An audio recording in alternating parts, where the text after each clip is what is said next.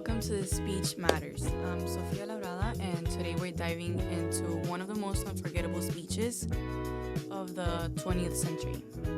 Elie Wiesel's The Perils of Indifference.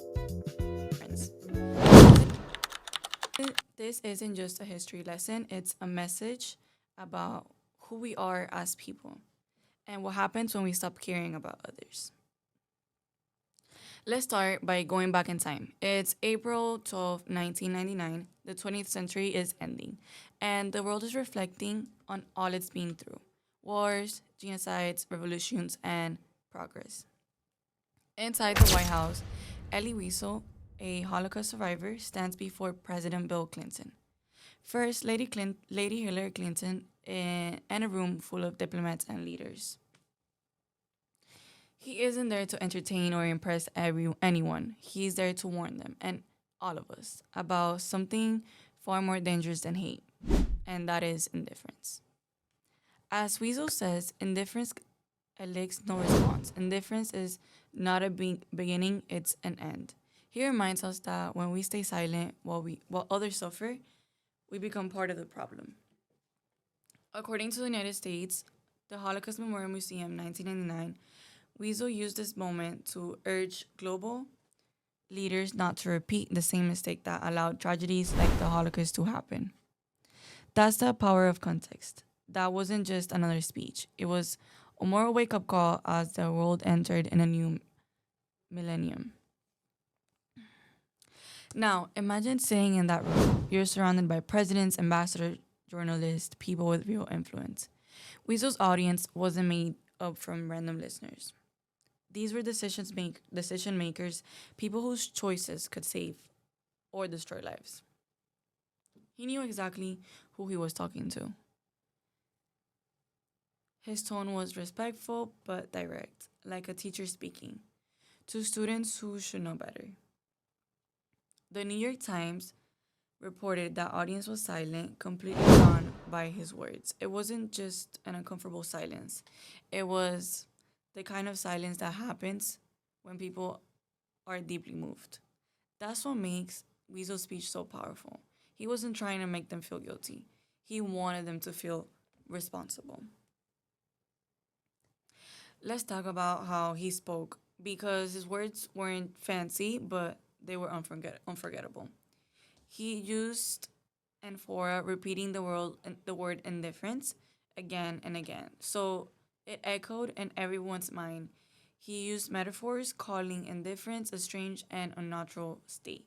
He even used allusions, connecting the Holocaust to make more recent events like Kosovo, reminding everyone that injustice keeps repeating when people do nothing. What makes his language stand out is its rhythm. He makes it short, emotional lines with longer, thoughtful ones. It feels like music, soft but haunting. And that's what great public speaking is about. It's not about showing off, it's about connection. Weasel words connect because they're honest, emotional, and human. Delivery. This is what separates a good speech from a great one. Weasel didn't yell, he didn't wave his hands, he didn't rush. He stood calmly, speaking with a soft, steady voice. His pauses made you hang on every word. According to C.S. Penn, 1999, his tone carried so much emotion that people leaned forward just to hear more. It was his quiet power that made the message hit so hard. You could tell that every word came from lived experience, from someone who knew what it meant to suffer and survive. That's what credibility looks like in public speaking. Weasel didn't need a microphone or a dramatic gesture to command attention. His sincerity was enough.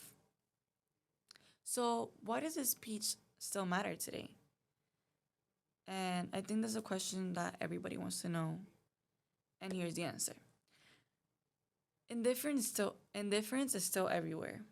It's in how we scroll past news about suffering, how we ignore problems that don't affect us directly, or how we choose silence because speaking up feels uncomfortable. Wiesel's message reminds us that silence is never neutral. When we do nothing, we're silently taking a side and not the good one.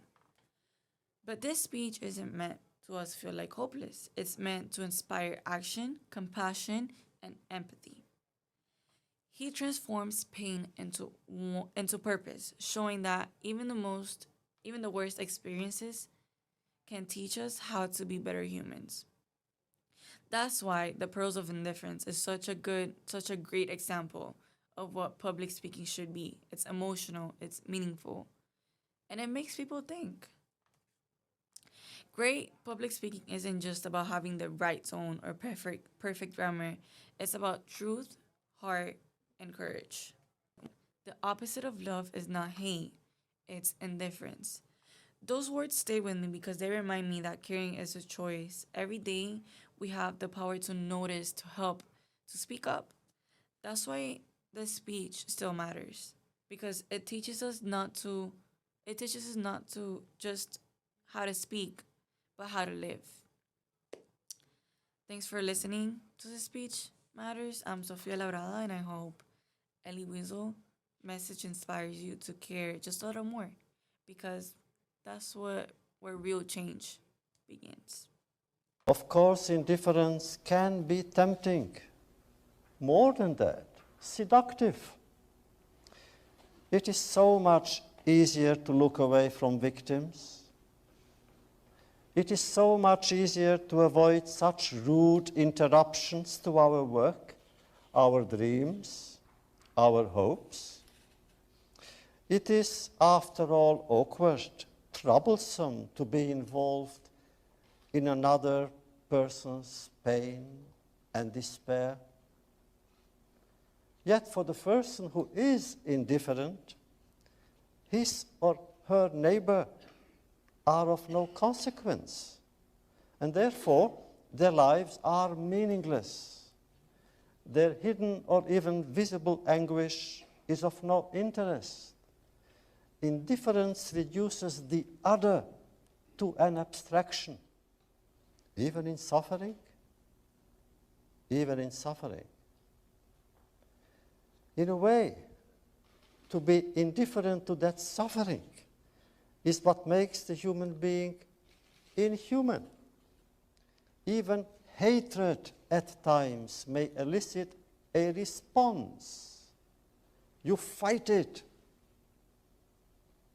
You denounce it. You disarm it.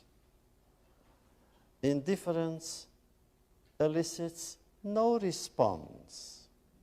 Indifference is not a response. Indifference is not a beginning. It is